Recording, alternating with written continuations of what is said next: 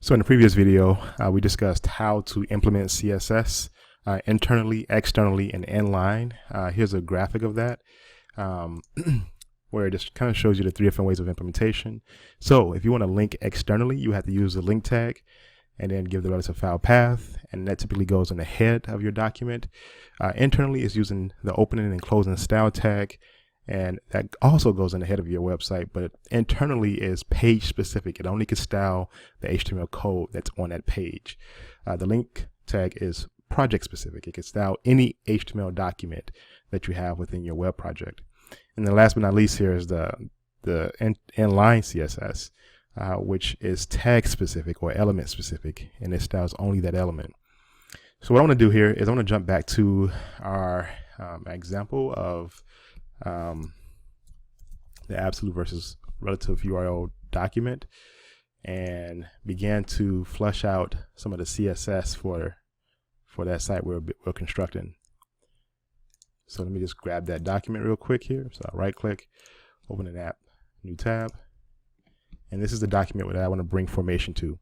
Currently, this is how our site looks. If we right click and open up in default browsers, Google Chrome. In the last video, we centered this website, which we basically target the body of this document, and we gave it 2 different declarations. So one style rule that targets the body, and this is the selector, it's a type selector, and we gave it margin, auto, and then a width of 1,000 pixels.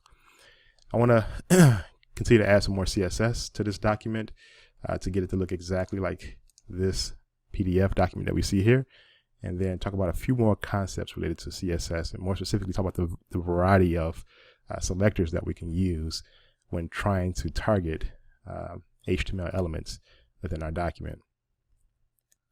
So before we begin to add more CSS style rules here, what I would like to do is start from a ground basis here.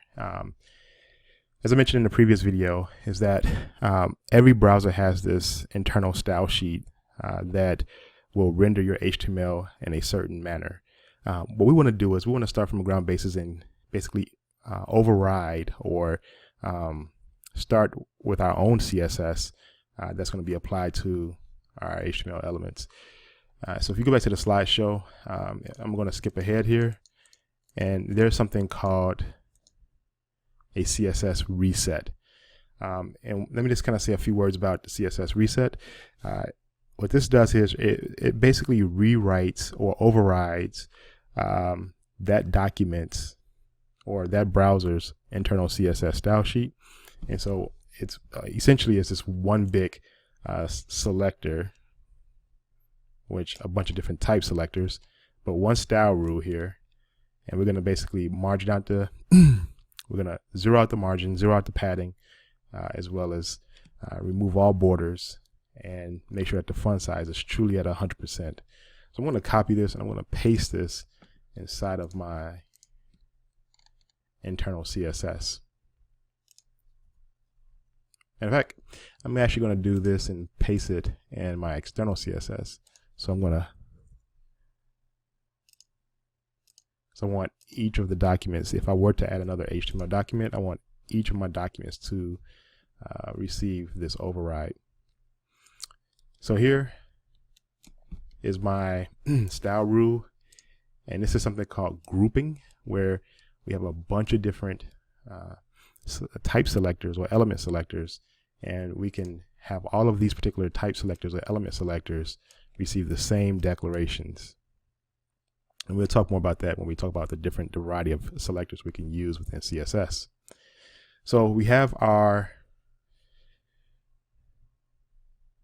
CSS reset, and this is what's going to allow us to start from ground basis. But what I would like for you to see here, or take note here, is that watch what happens before I press save here or refresh the browser.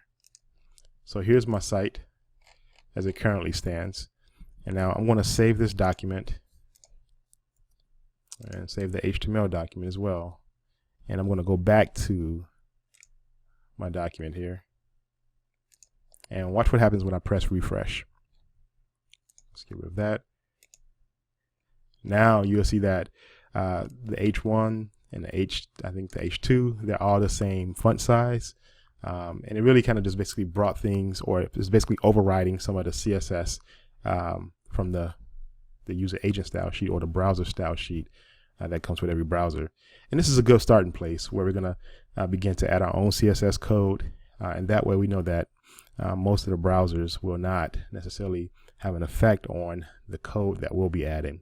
Now, there's still a measure of code that internal browser CSS spreadsheet is displayed on our web page, but for the most part, we're starting from a ground basis where we can begin to add our own CSS code.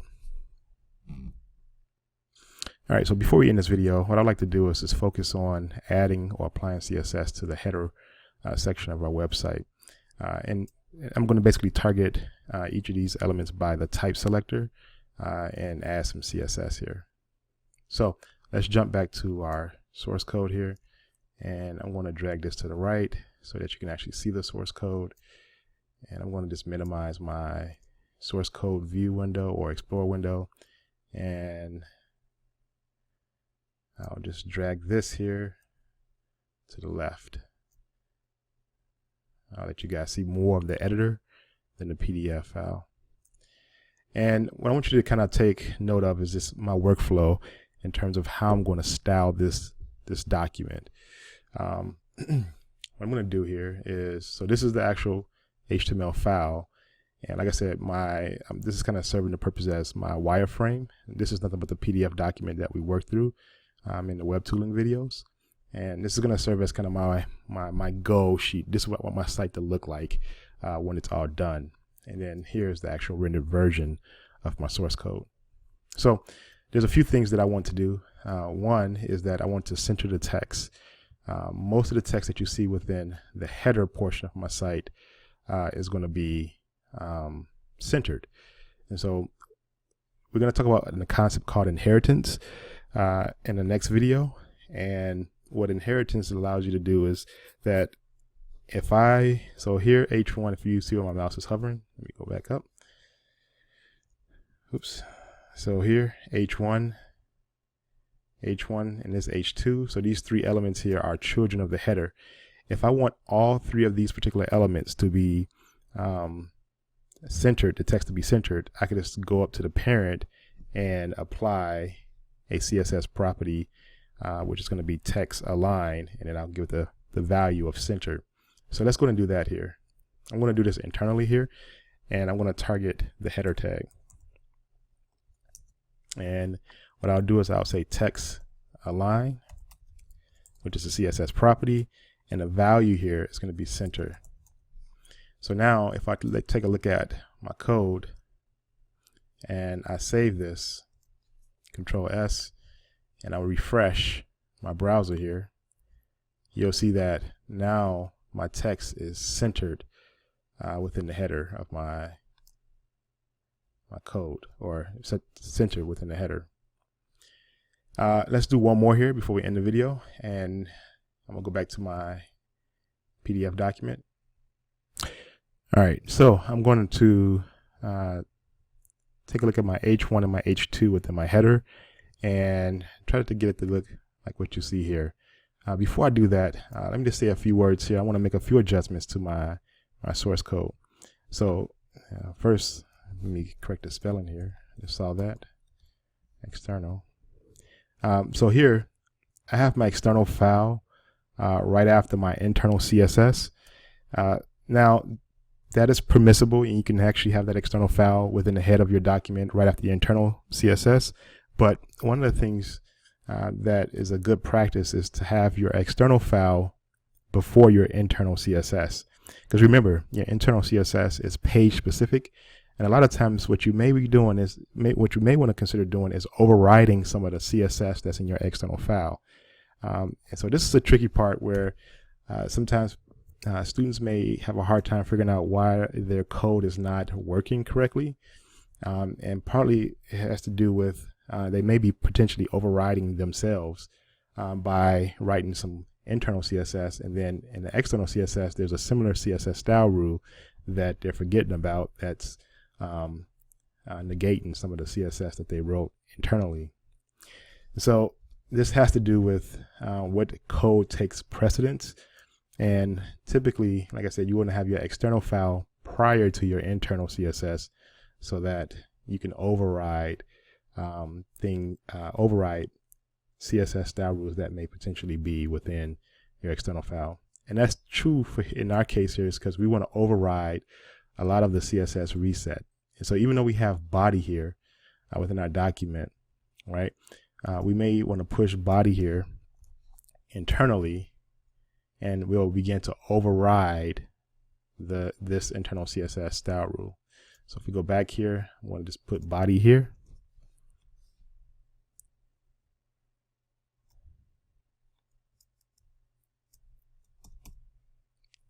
And then, like I said, this code here will take precedence over any of the code that's in our internal CSS.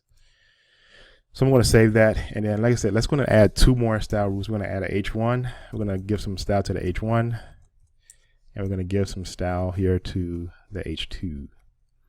All right, I'm going to add some declarations for the H1. And what I'm going to do here is I want you to take note of my workflow. So I have the page rendered within the browser. And I'm going to add some CSS. And the question I always get is, how do you know what measurement values to add to get it to look exactly like you see here in your wireframe, and in this case, in this PDF? And a lot of this comes down to the freedom of the developer to basically eyeball it and get it, to try to get those measurements correct based on what the wireframe is presenting. So here, what I'm going to start off doing here is by targeting the H1, and I'm going to give it a font size of 2.1 EM, and I'll give it a font weight of, let's say, 700. Now, like I said, I may change these values to get it to adjust. I may adjust these values to get it to look more like this here, but this is where I can at least start to see how this would take effect on my page here. And then for the H2, it's a little bit, the text is a little bit smaller than the H1. So what I'll do here is I'll give it a font size of 1.8 EM and a font weight of, let's say, 100. Like I said, the font weight may not make a huge difference here with this particular typography that we're using right now, but when we do add the font in that we're just seeing here, then we will see the huge difference in terms of what the font weight, the effect that the font weight will have on our site. So I'm just going to save this, and I'm going to save my HTML file, my external document, I'm sorry, external CSS, and I'm going to render this in the browser. And in this case, I can just refresh because it's already rendered in the browser. And then here's what we have. All right, so the text is a little bit bigger. What I'm going to do is I'm going to bring that down a little bit here, and I'll bring that down to about, let's say, 1.9. And I'll bring this down to about 1.5. And I'll save it. And I'll refresh. And I'll bring this down to about 1.3. And 1.7. Like I said, this is kind of just me freestyling in terms of getting the right look and feel to match this here. And we're not gonna see the true effect until we actually put the font in, but at least we could kind of get an idea of the font weight and potentially the size here based on what we see here. And then, like I said, we'll probably further adjust it once we actually apply the font itself of Calibrio. I think this is the font that I used to craft this document. So here, let's go and save that in our source code, and let's press refresh here. I think we're getting close to what we see here. And there's some other CSS properties I can play around with, such as like line height and word spacing and some of those things. But for the most part, I think we can stay away from those at this point. And then we can move down to this paragraph text, which is outside of our header. All right, so again, really just applying some of the CSS that we talked about in the previous video. And so at this point right now, I have 4 style rules that's targeting primarily the body of my document and the header section of my document. And we're going to continue on in the next video talking about some different types of selectors, and we'll continue to flesh out this document.